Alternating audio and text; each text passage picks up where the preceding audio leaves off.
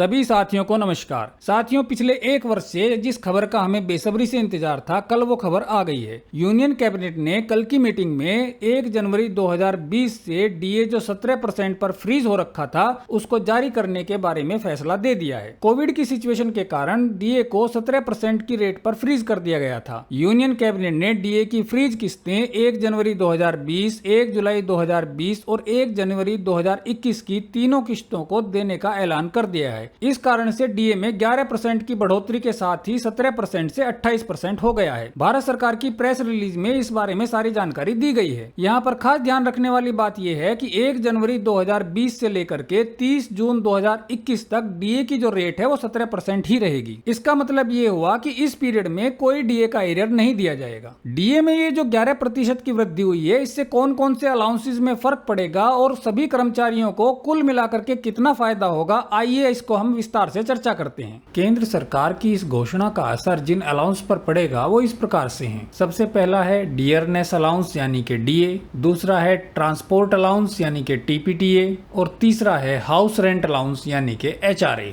DA के rates में सरकार ने जो अपनी सहमति दी है वो इस प्रकार से है। जैसा कि आप जानते ही हैं कि 1 जुलाई 2019 से डीए का जो रेट चल रहा है वो 17% का है। अब जो सरकार ने घोषणा की है उसके अनुसार 1 जनवरी 2020 से डीए में 4% की वृद्धि को अलाउ किया गया है।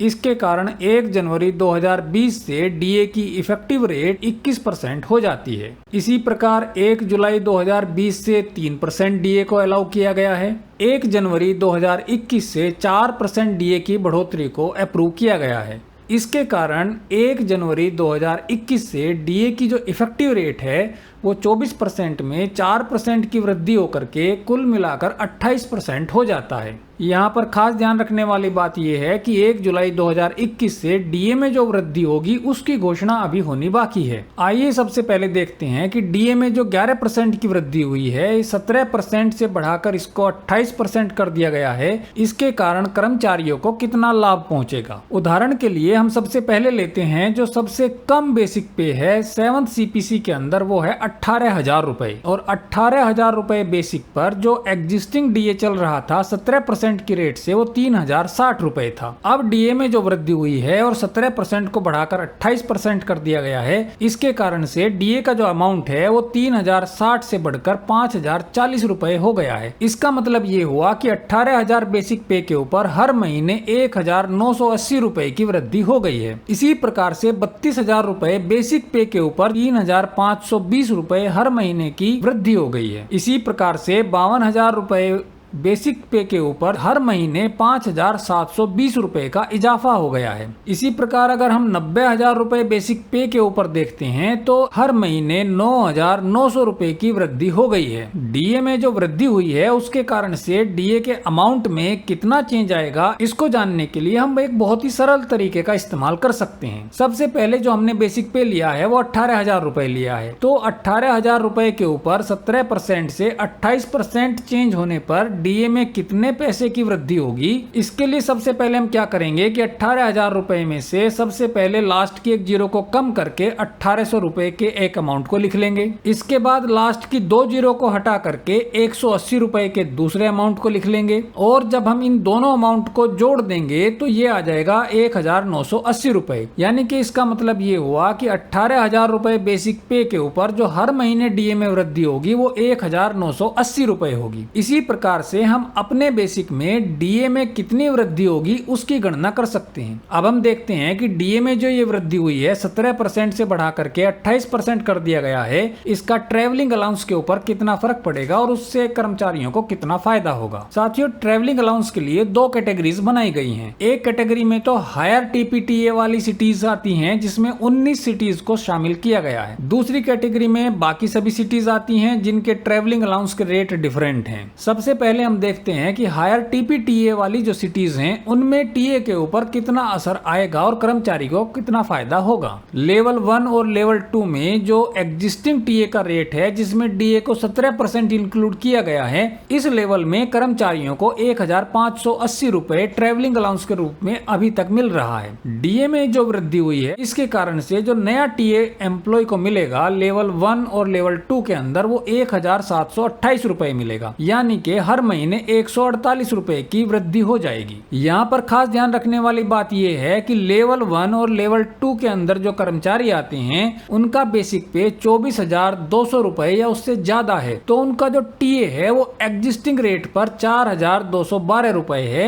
और ये टीए 28% के रेट से अगर हम कैलकुलेट करते हैं तो 4,608 रुपए हो जाएगा, यानी कि हर महीने 396 रुपए की वृद्धि इसके अंदर हो जाएगी। लेवल 3 से लेकर के लेवल 8 तक के जो कर्मचारी हैं उनको जो एग्जिस्टिंग टीए मिल रहा है वो 4,212 रुपए मिल रहा है और डीए का रेट 28% हो जाने पर टीए का जो अमाउंट है वो 4,608 रुपए हो जाएगा, यानी कि लेवल 3 से लेकर के लेवल 8 तक के सभी कर्मचारियों को हर महीने टीए के अंदर 396 रुपए की वृद्धि हो जाएगी। लेवल 9 से लेकर के लेवल 13 तक जो टीए मिल रहा है वो 8,424 रुपए मिल रहा है और ये टीए 28% डीए के रेट से बढ़ करके 9,216 रुपए हो जाएगा, यानी कि लेवल 9 से लेकर के लेवल 13 तक के जितने भी कर्मचारी हैं उन सभी को हर महीने 792 रुपए का फायदा होगा। इसी प्रकार से हम अदर सिटीज के लिए टीए को देखते हैं तो लेवल 1 और लेवल 2 के जो कर्मचारी हैं उनको हर महीने 99 रुपए का फायदा होगा।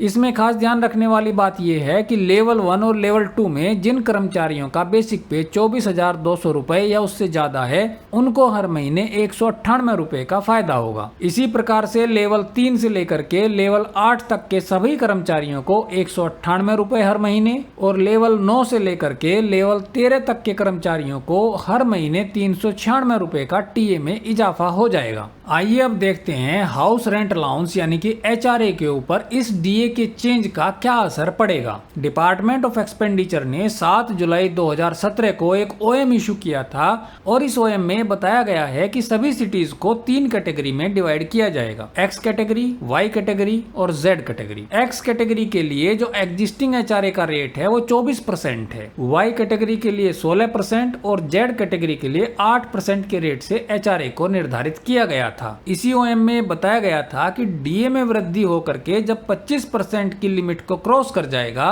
तो एचआरए की जो परसेंटेज है वो भी चेंज हो जाएंगी, यानी कि एक्स क्लास की सिटीज के लिए 24% से बढ़कर के 27% एचआरए हो जाएगा, वाई क्लास की सिटीज के लिए 16% से बढ़कर के 18% हो जाएगा और जेड क्लास की सिटीज के लिए 8% से बढ़कर के एचआरए 9% हो जाएगा। आइए अब हम देखते हैं कि एचआरए का 24% से बढ़कर 27% होने पर एचआरए के अमाउंट में क्या असर पड़ेगा। एग्जाम्पल के लिए हम वही बेसिक पे को फिर से ले लेते हैं। 18,000 रुपए बेसिक पे के ऊपर जो एग्जिस्टिंग एचआरए मिल रहा था 4,320 रुपए मिल रहा था, लेकिन डीए के 25% से ज्यादा हो जाने के कारण एचआरए की जो रेट है वो 27% हो जाएगी, जिसके कारण एचआरए का जो अमाउंट है वो 4,860 रुपए हो जाएगा। इसका मतलब ये हुआ कि 18,000 रुपए बेसिक पे के ऊपर एचआरए में हर महीने 540 रुपए की वृद्धि हो जाएगी। इसी प्रकार से 32,000 रुपए के लिए जो एचआरए था वो 7,680 रुपए मिल रहा था, जो कि बढ़ करके 8,640 रुपए हो जाएगा,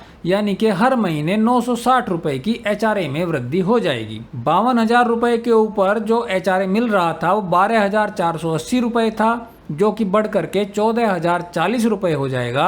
इसी प्रकार से 66,000 रुपए के ऊपर जो एचआरए मिल रहा था वो 15,840 रुपए था, जो कि बढ़ करके 17,820 रुपए हो जाएगा। इसी प्रकार से हम वाई क्लास सिटीज में देखते हैं तो एचआरए की जो वृद्धि हुई है वो 16% से बढ़ करके 18% हो गया है। इस वृद्धि के कारण जो 18,000 रुपए बेसिक पे है उसमें हर महीने 360 रुपए का इजाफा हो जाएगा। इसी प्रकार से 32,000 रुपए बेसिक पे के ऊपर 640 रुपए का, 52,000 रुपए बेसिक पे के ऊपर 1,040 रुपए का, 66,000 बेसिक पे के ऊपर 1,320 रुपए का और 90,000 बेसिक पे के ऊपर 1,800 रुपए का हर महीने एचआरए में वृद्धि हो जाएगी।